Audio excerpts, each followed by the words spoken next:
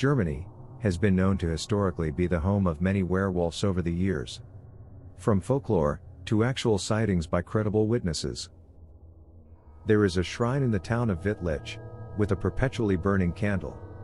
It's claimed that this village was the scene of the last werewolf killing known in Germany, and that if the light burns out, the beast will return. In 1988, a security patrol detachment stationed near there found the candle had gone out. They laughed, but later that night they saw a dog-like beast leap over a 7.5-foot high chain-link fence. The beast was said to be roughly 8 feet tall, and when military tracking dogs were sent in to discover it, they panicked and refused to have anything to do with it. A party of hunters that often went to the Kleinkrams region observed a wolf multiple times, but they were unable to kill it, despite it being within shooting range.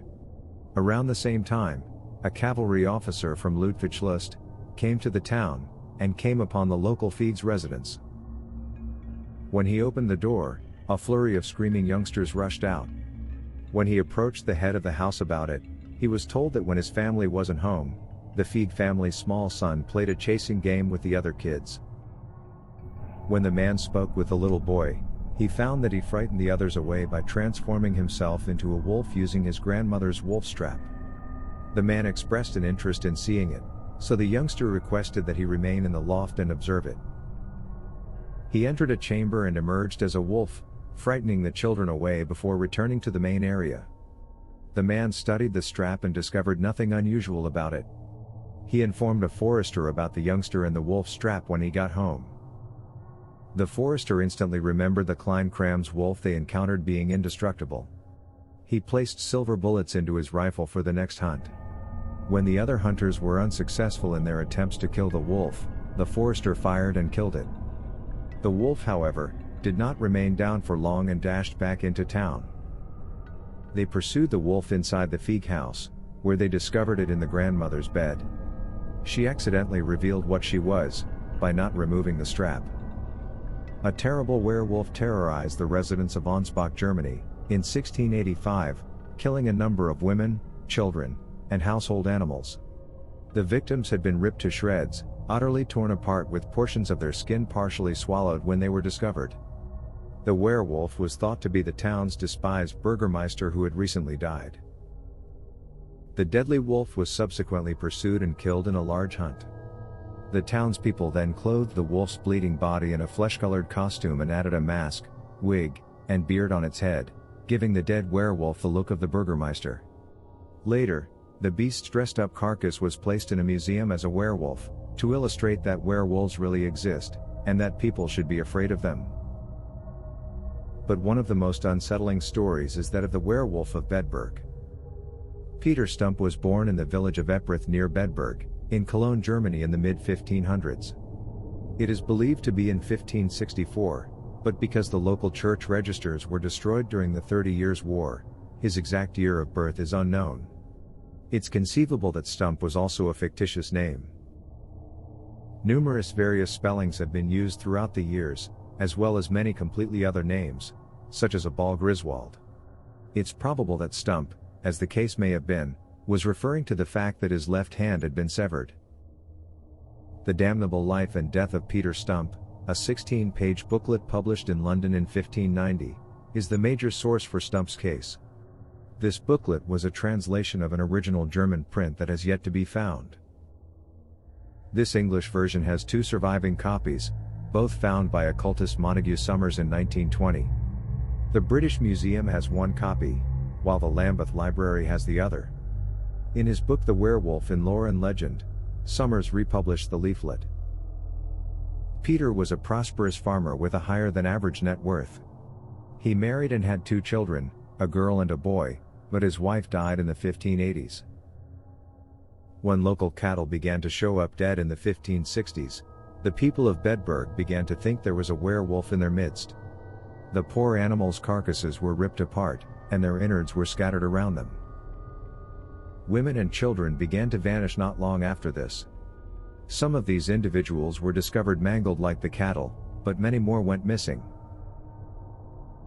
Once Stumpp sat behind some bushes. after seeing two men and a lady having a walk just outside the city walls of Bedburg, in one case of a triple murder.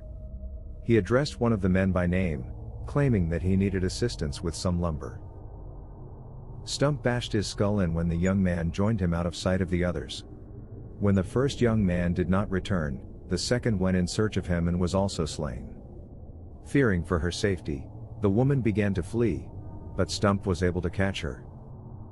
The damaged bodies of the men were eventually discovered, but the woman's body was never found. Then a girl was attacked by a wolf-like creature, until God intervened with a herd of cattle, which trapped the beast in a stampede, according to historical records. When this was revealed, villagers went on the hunt for the beast. Losing his paw was said to have happened when the werewolf was trapped in a trap, and forced to eat its paw off to get free. Later it was revealed that the corresponding hand, which had been lost in an accident years ago, was missing from Stumpp. The time of the injuries, on the other hand, was conveniently overlooked in the search for proof against Stumpp. In 1589 the locals picked up on the creature. The men pursued the beast for days before finally spotting him. They noticed and tracked down a wolf, not a man, according to the story. The hounds chased the creature until it was trapped. The hunters were certain they were following a wolf, but when they arrived at the location where the hounds had surrounded it, Peter Stumpp was hiding there. The hunters noticed no supernatural belt in Stumpp's hand, as he subsequently claimed, but merely an ordinary walking stick. They couldn't believe their eyes at first. After all, Stumpp was a well-known and long-time resident. He couldn't possibly be a werewolf. They reasoned that perhaps this wasn't Peter Stumpp at all, but rather a clever ruse. As a result, they led Stumpp to his home, where they confirmed that he was the Peter Stumpp they knew. Afterwards Stumpp was apprehended and brought to justice for the crimes.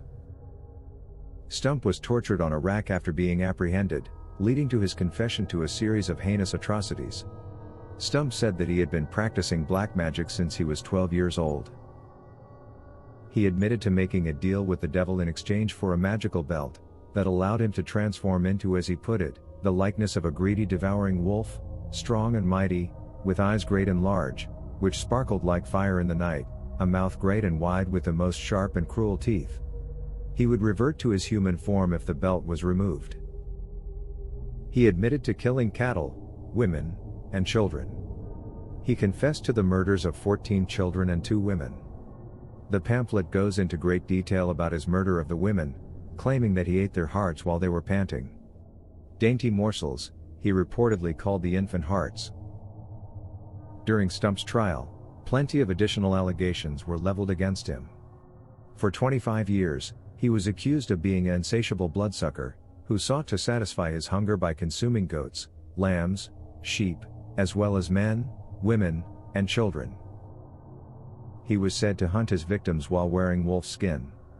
One of his victims, a youngster, was alleged to have escaped. However, it is unknown if this child was able to identify him later.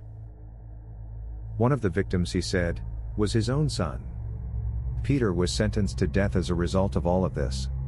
His daughter Sybil and his mistress, Catherine, were sentenced to death also, for concealing his presence.